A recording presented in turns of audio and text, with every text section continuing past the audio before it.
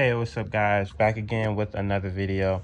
So guys, I want to let you see how I connected the dots of who is Babylon in the end times, the city Babylon.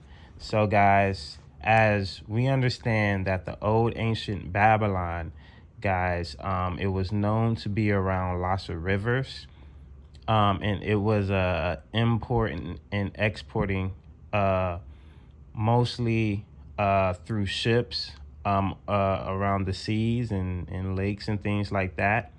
And that's how their economy worked back in the day. So when we look at different nations in the Bible, it's not exactly their location, but it's their ways. It's their ways of living, their culture, the characteristics of the nation. And this is how we see how that race from then lines up now. And then that's how we kind of fit the puzzles together. So when we look at Babylon, guys, we understand part of their history has a lot to do with invading Jerusalem and taking Judah. You understand? So remember in Second Kings, the last chapter, Babylon did basically a vendetta, okay, on Israel after Israel have been sinning. All right, so Babylon captured Israel, and Israel was in a period of captivity, right? They was in a period of captivity. Then the prophecy was that Cyrus the Great, who didn't really know God or anything like that, but God brought him out, okay? And Cyrus the Great is the one that got Israel out of captivity from Babylon. So this was around 550 BC, okay?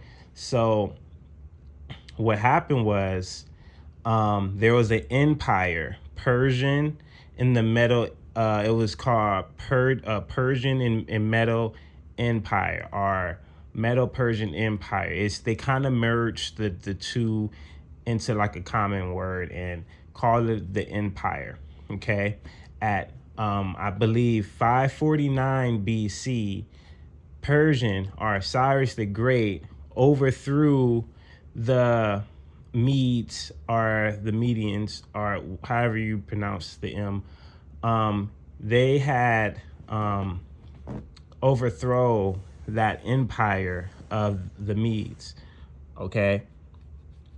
After that, they went to invade Babylon. Okay. Apparently, they definitely probably the Persians most likely definitely got more arsenal, more men from overthrowing the Medo dynasty and things like that. So, guys, Cyrus ran into Babylon, invaded them, and kind of destroyed them the same way that Babylon did in Second Kings to Israel, and things like that. So that is the last time we heard of Babylon. But yet the Bible keeps bringing up Babylon in ways that didn't happen in its history, and in ways that they have something to do with the end of the days. So this Babylon has always been a mystery in the Bible of, apparently this Babylon still exists, but what nation in this matter of time fits Babylon? Okay, so we understand that the way Babylon came up was they came from a people called the Chaldeans, right? The Chaldeans, okay? And then eventually Babylon was formed, okay? So that's all we got from here, right? So if we go to Revelation 18,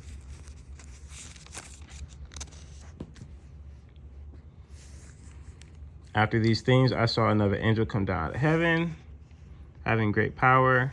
He cried mighty voice. Babylon great is fallen. Now, even though this is in Revelation 18, Babylon was already fallen in Revelation 14, right? So this is just a description of Revelation 14, right? And describing how it failed. For all the nations have drunk of the wine of the wrath of her fornication. The kings of the earth have committed fornications with her. And the merchants of the earth are racked with through the abundance of her delicacy.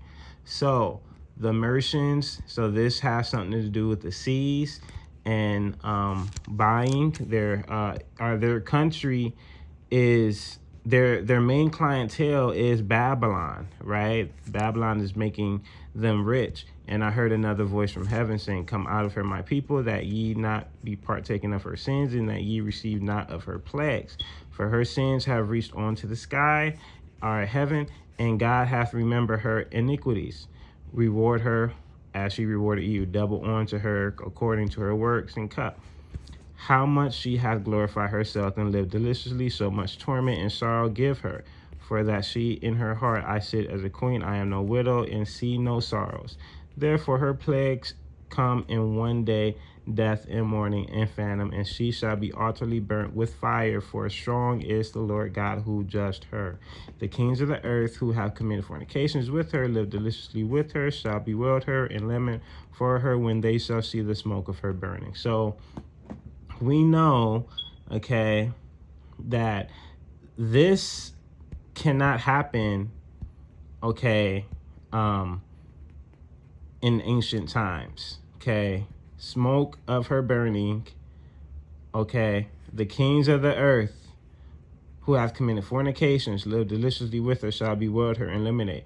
When they shall see, so the kings around the earth is seeing the smoke of her burning. That is how high the smoke is.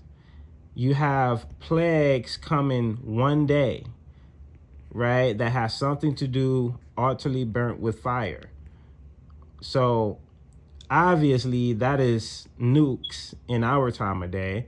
And when we say our time of day, this is the only day, if we want to talk literal, that it will fit that. So we go on, standing afar from fear of her torment, saying, Alas, alas, the great city Babylon, that mighty city, for in 1 hour is thy judgment come. For in 1 hour. So now in ancient times, how many fire tortured or torch arrows, okay, would a city receive in 1 hour, okay, to create these type of descriptions? Okay, I don't think there's any amount of arrows that can have this type of destruction, right? And the merchants of the earth shall weep and mourn over her, for no man buy their merchandise anymore, right? So this is what we're trying to find, you know. The merchandise of the gold and silver, precious stones and of pearls, and fine linen, purple and silk, scarlet, and thine wood, and all manner of vessels of ivory, and manners vessels of most precious wood, and bronze, and iron, and marble, and cinnamon, and odors, and ointments, and frankincense, and wine, and oil, and fine flour, and wheat, and beasts, and sheep, and horses, and chariots, and slaves. So, slaves. So this country in this modern time, in this end times, have something to do with slaves and souls of men. The fruits that shall so lusted after are departed from thee, and all the things which daintily and goodly are departed from thee, and thou shalt find them no more at all.